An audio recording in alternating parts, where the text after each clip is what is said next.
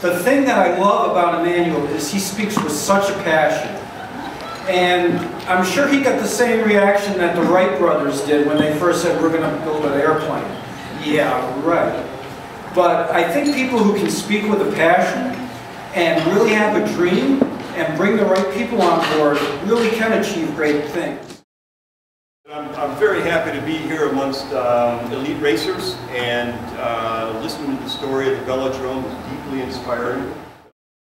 I have a real big passion for all this, and I've come to this learning how important is a track for cycling, how kids have been kind of struggling here. As much as we love the track that we have, it's a little bit of a difficult tool to take you to the other levels, you know, to go to the Olympics, to be able to dream about the Olympics. And track racing is the fundamental of good cycling, and the juniors that do race and train on the track obtain incredible results. To be able to bring people like JT or Caleb to the Olympics in Brazil and allow them to train.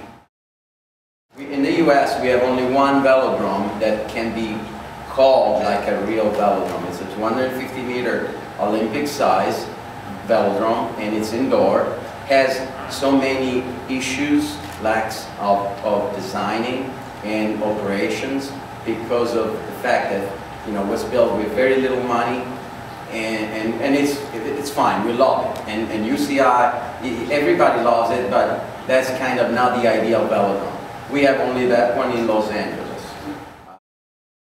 In Europe there are over 20, but Australia, to give an example, has 8 indoor velodromes. You know, Australia 8, US 1. The initial presentations had 16 locations where I was looking into to create the right spot for the best velodrome in the world, in Chicago, in downtown. Lakeside is the way that US Steel renamed their former steel mill, and there is a good chance that we're going to have the velodrome right there because they offered some cash and the land. With congressmen and with mayors and chief of staffs, that location makes a lot of sense for a second part of the project. Olympians are the result and get to the top, but to make that happen, I started with an important member of XXX, Randy Warren. I started the concept of thinking about the kids and having all the school kids embrace cycling like they do soccer or football, baseball, that all students in the city could go to and train.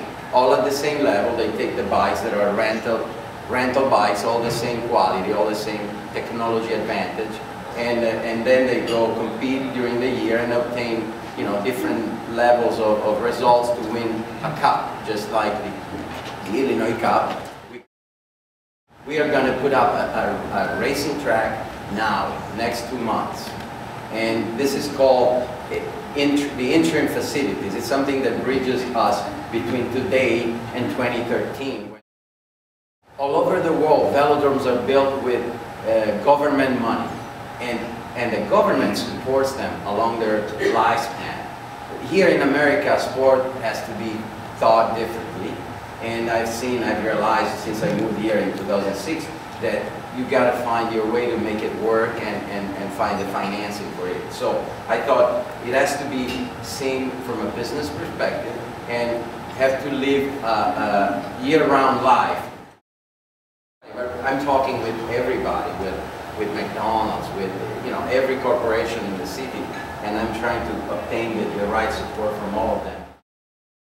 Fitness center, the multi-sport facility, thinking of reusing the infield to build it more like a flexible complex, not just a velodrome.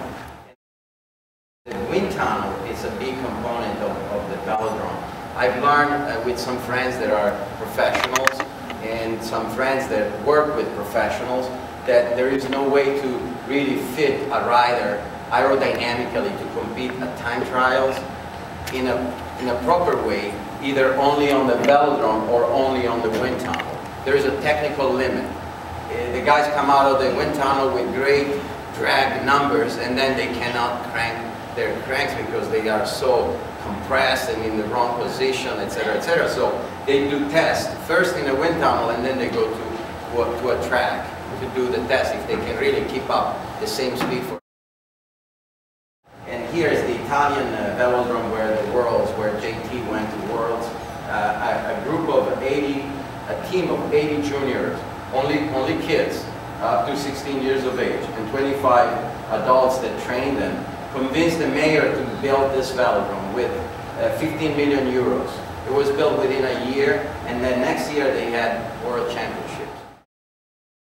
Are great because they work 24/7, all year round. No matter if there is a baseball game or not, there is life around it. There are stores, restaurants, people live around the stadium. And I wanted to bring that into the velodrome to make sure it's not just a velodrome supported by the city of Chicago. So here we start to see the drawings of our facility. And even if you're not an architect, you can go to get an idea. Now this is the first floor where there is fitness center, stores, a restaurant. Then what is interesting, you see that ring is a running track up at the top of the building. So you see the indoor of the track, and you see the outside, you see the lake, you see the city.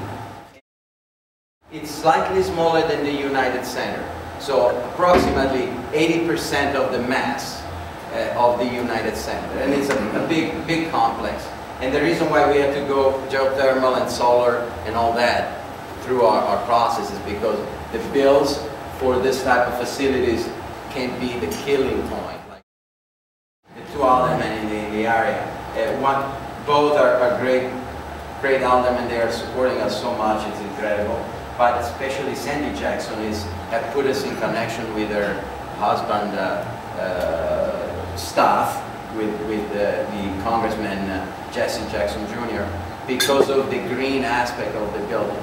We don't even consider doing regular electricity or regular just use of gas for heating that space would be incredibly expensive. And so because of all the green thinking, we're becoming an interesting project for some federal funds and federal support. Let's have the best velodrome in the world right here in Chicago.